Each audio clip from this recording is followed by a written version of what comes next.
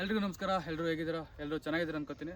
So ಇವತ್ತಿನ ವಿಷಯ ಏನಪ್ಪ ಅಂದ್ರೆ, ಮೊನ್ನೆ ನಮ್ಮ ರೈತರು ಒಬ್ಬರು ಫೋನ್ ಮಾಡಿದರು. ಏನಪ್ಪ ಅಂದ್ರೆ, ಅಣ್ಣ ಒಂಚೂರು ಜಮೀನು ಹತ್ರಕ್ಕೆ ಬರಲ್ಲ ಶುಂಠಿ ಇನ್ನೂ 2.5 ತಿಂಗಳಾಗಿಲ್ಲ, ಆಲ್ರೆಡಿ ಶುಂಠಿಗೆಲ್ಲ ಕೊಳೆ ರೋಗ ಬಂದು ಬಿದ್ದೋಗ್ತಿದೆ ಅಂತ ಫೋನ್ ಮಾಡಿದರು. ಸೊ ನನಗೂ ಶಾಕ್ ಆಯಿತು. ಇನ್ನೂ 2.5 ತಿಂಗಳಾಗಿಲ್ಲ, ಮಳೆ ಈ ವರ್ಷ ಇಲ್ಲ, ಬಿಸಿಲು ನೋಡಿದ್ರೆ ಹಾಕೊಂಡು ಗುಮ್ತಿದೆ, ಆಲ್ರೆಡಿ ಕೊಳೆ ರೋಗ ಬಂತಲ್ಲಪ್ಪ ಅಂತ ನಾನು ಈಗ ಈ ಫ್ಲ್ಯಾಟಿಗೆ ಬಂದೆ.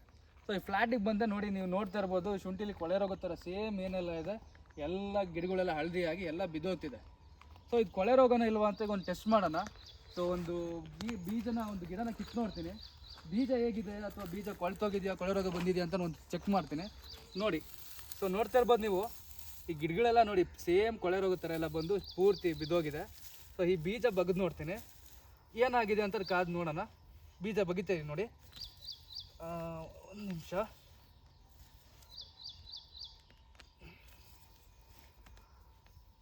ಹಾಂ, ಸಿಕ್ತು ನೋಡಿ ಬೀಜ.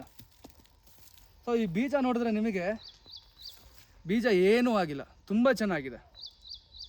ಸಾಮಾನ್ಯವಾಗಿ ಕೊಳೆ ರೋಗ ಬಂದಂಥ ಬೀಜ ಏನಾಗುತ್ತಪ್ಪ ಅಂದರೆ ಪೂರ್ತಿ ಏನಾಗುತ್ತೆ ಅಂದರೆ ತುಂಬ ಸ್ಮೆಲ್ ಇರುತ್ತೆ, ಕೊಳೆ ರೋಗದ ಥರ ಸ್ಮೆಲ್ ಇರುತ್ತೆ. ನಿಮಗೆ ಗೊತ್ತಿರುತ್ತೆ ಕೊಳೆ ರೋಗ ಸ್ಮೆಲ್ ಅಂದರೆ ಹೇಗಿರುತ್ತೆ ಅಂತ.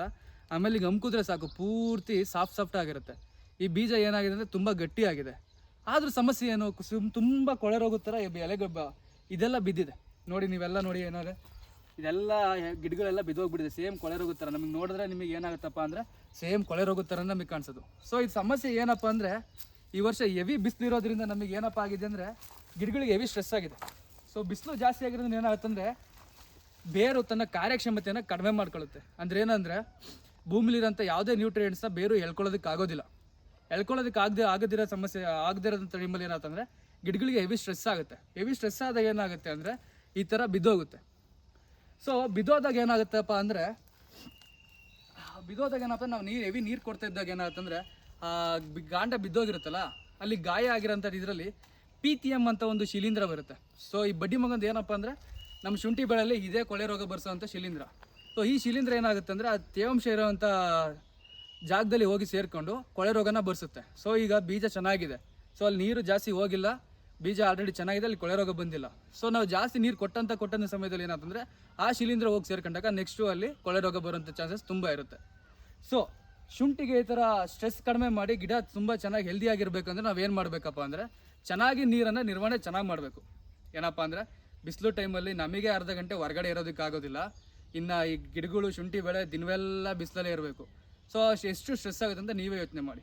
ಇಂಥ ಟೈಮಲ್ಲಿ ನಾವೇನು ಮಾಡಬೇಕಪ್ಪ ಅಂದರೆ ನೀರಿನ ಚೆನ್ನಾಗಿ ನಿರ್ವಹಣೆ ಕೊಡಬೇಕು. ಸೊ ಇನ್ನೊಂದೇನು ಮಾಡಬೇಕಪ್ಪ ಅಂದರೆ ನಾವು ಸ್ಪ್ರೇ ಮುಖಾಂತರ ಸ್ಟ್ರೆಸ್ಸನ್ನು ಕಡಿಮೆ ಮಾಡ್ಬೋದು. ಹೇಗೆ, ಒಂದು ಅಮಿನೋ ಆಸಿಡ್ಸ್ ಆಗಿ ಸೀವಿಡ್ ಎಕ್ಸ್ಟ್ರಾಕ್ಟ್ ಅಂತ ಇರೋವಂಥ ಒಂದು ಕೆಮಿಕಲ್ನ ಸ್ಪ್ರೇ ಮಾಡೋದ್ರಿಂದ, ಈ ಟಾನಿಕನ್ನು ಸ್ಪ್ರೇ ಮಾಡೋದ್ರಿಂದ ನಾವು ಗಿಡಗಳ ಮೇಲೆ ಸ್ಟ್ರೆಸ್ನ ಕಡಿಮೆ ಮಾಡ್ಬೋದು. ಹಾಗೆ ಇನ್ನೊಂದೇನಪ್ಪ ಅಂದರೆ ಯೂಮಿಕ್ ಆಸಿಡನ್ನು ಡ್ರೆಂಚಿಂಗ್ ಮಾಡ್ಬೋದು. ಸೊ ಯೂಮಿಕ್ ಆಸಿಡ್ನ ಡ್ರೆಂಚಿಂಗ್ ಮಾಡೋದ್ರಿಂದ ಸ್ಟ್ರೆಸ್ನ ಒಂದು ಸ್ವಲ್ಪ ಮಟ್ಟಿಗೆ ಕಡಿಮೆ ಮಾಡ್ಬೋದು.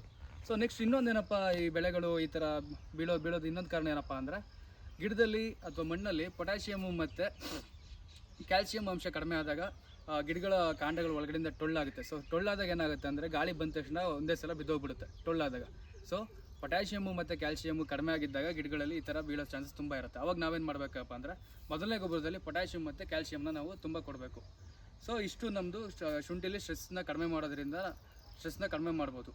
ಹಾಗೆ ಇನ್ನೊಂದೇನಪ್ಪ ಅಂದರೆ ಈ ಥರ ಬಿದ್ದೋದಾಗ ನಮಗೆ ಕೊಳೆ ರೋಗ ಬರೋ ಚಾನ್ಸಸ್ ತುಂಬ ಇರುತ್ತೆ. ಸೊ ನಾವೇನು ಮಾಡಬೇಕಪ್ಪ ಅಂದರೆ ಮುಂಜಾಗ್ರತೆ ಕ್ರಮದಿಂದ COCಯನ್ನು ಡ್ರೆಂಚ್ ಮಾಡಬೇಕಾಗತ್ತೆ. ಸೊ ಒಂದಕ್ಕಲ್ಲ, ಪ್ರತಿಯೊಂದು ಗಿಡಕ್ಕೂ ನಾವು COCಯನ್ನು ಡ್ರೆಂಚಿಂಗ್ ಮಾಡಬೇಕು, ಕಾಪರ್ ಕಂಟೆಂಟ್ನ ಡ್ರೆಂಚಿಂಗ್ ಮಾಡಬೇಕಾಗತ್ತೆ.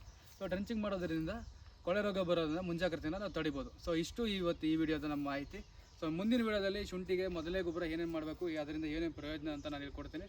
ಸೊ ಅಲ್ಲಿ ತನಕ ಧನ್ಯವಾದಗಳು.